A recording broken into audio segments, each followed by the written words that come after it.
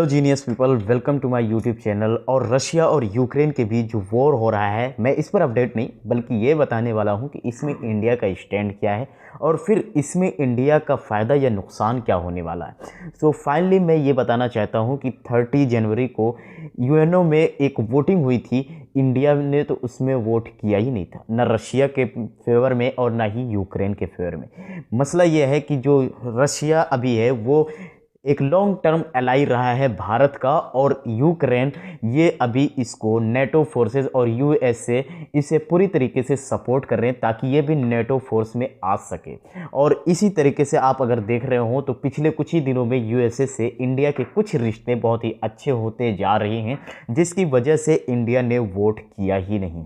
तो अब एक कोट कहा जाता है, there is no winner in war, यानी कि युद्ध में कोई विजेता नहीं होता है। जाहिर सी बात है, अगर कोई लड़ेगा तो जीतेगा भी, लेकिन उसमें वो अपना ज़रूर कुछ खोएगा। लेकिन आज मैं इस वीडियो में बात करने वाला हूं कि रशिया और यूक्रेन से पूरे 4000 किलोमीटर की दूरी पर बसे इंडिया का इस वॉर से क्या इफ़ेक्ट पड़ता है। सो मैं फर्स्ट ऑफ ऑल आपको ये बताना चाहता हूं कि सबसे बड़ा जो इफ़ेक्ट पड़ा है मार्केट पर पड़ा है, यानी कि जो रशियन स्टॉक मार्केट है वो एक ही दिन में पूरे 50% से गिर गया, और उसका इफ़ेक्ट पूरे का पूरा एशियन मार्केट पर भी हुआ है। यानी कि मार्केट ओपन होते ही सेंसेक्स पूरे 2700 पॉइंट्स गिर गया, और इस तरीके से इन्वेस्टर्स में पैनिक सेल शुरू हो गया कि कुछ ही देर में 7.59 लाख करोड़ रुपए आउट हो गए, और मार्केट अगले कुछ महीनों तक भी इसी तरह से वोलेटाइल रह सकता है, सिर्फ और सिर्फ रशिया और यूक्रेन के वॉर से। जिस तरीके से मैंने आपको पहले बताया कि रशियन स्टॉक मार्केट का 50%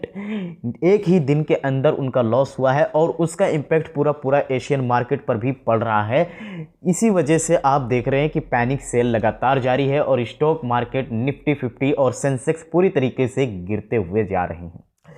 हालांकि यूएस ने इसमें प्रॉमिस किया था कि हम रशिया पर सैंक्शन लगाएंगे और रशिया पर हम पाबंदी लगाएंगे ज़रूर, लेकिन आपको क्या पता है कि रशिया पूरे वर्ल्ड का 3rd largest crude oil producer है। यानी कि अगर उस पर बैन लग जाता है तो ये बाहर अपने ऑयल को प्रोड्यूस नहीं कर सकेगा, और Russia 3rd largest crude oil producer है। अगर ये बाहर तेल प्रोड्यूस नहीं कर पाएगा तो फिर ऑयल के जो प्राइस हैं वो और हाई होते चले जाएंगे। पिछले कुछ ही दिनों में हमारे यहाँ पेट्रोल और डीजल के प्राइस 100 रुपये तक टच कर गए थे। अगर ऐसे हालात कुछ और चलते हैं तो हमें डीजल और पेट्रोल के दामों में और भी ज़्यादा बढ़ोतरी देखने को मिल सकती है।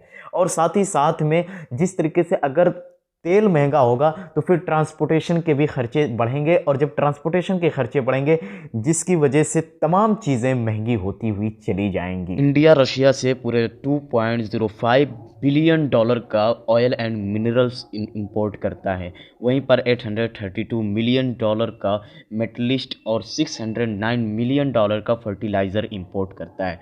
अगर उस पर ये सारे बैन लगते हैं, इसका मतलब है कि ट्रेड बहुत ही मुश्किल हो जाएगा और इन सारी चीज़ों के प्राइस बहुत ही हाई हो जाएंगे। वहीं पर इंडिया का जो एडिबल ऑयल है उसका 70% जो सनफ्लावर ऑयल है वो पूरा का पूरा यूक्रेन से आता है, और 2.3 lakh tonne sunflower oil import होता है यूक्रेन से। और इन सारी चीज़ों से भी बढ़कर एक जो मैटर है वो है हमारे यहाँ के इंडियन स्टूडेंट, जो कि 18,000 से भी ज़्यादा हैं, जो कि मेडिकल या इंजीनियरिंग कर रहे हैं यूक्रेन में। अभी वो वहाँ फंसे हैं। इंडियन गवर्नमेंट जल्दी से जल्दी कोई वस्तु बंद करके उन्हें वापस लाएगी। और ये सारी चीज़ें जो हैं हमारे इंडिया के बारे में, इन दोनों देशों के बीच वॉर से हमारे इंडिया पे क्या इफेक्ट पड़ता है। एंड आगे एक चीज़ है कि वो नेचुरल गैस भी प्रोड्यूस करता है जो कि पूरे यूरोप में जाता है। खैर, इसका तो मेरे इंडिया से कोई मतलब नहीं। इस वीडियो में मैंने आपसे बस इतनी बताया है। अगर वीडियो अच्छी लगी हो तो शेयर ज़रूर कीजिएगा, लाइक करिएगा और दबा के सब्सक्राइब कीजिएगा। मिलते हैं आपसे हम अपने अगले वीडियो में, तब तक आप अपना ख्याल रखिएगा। धन्यवाद।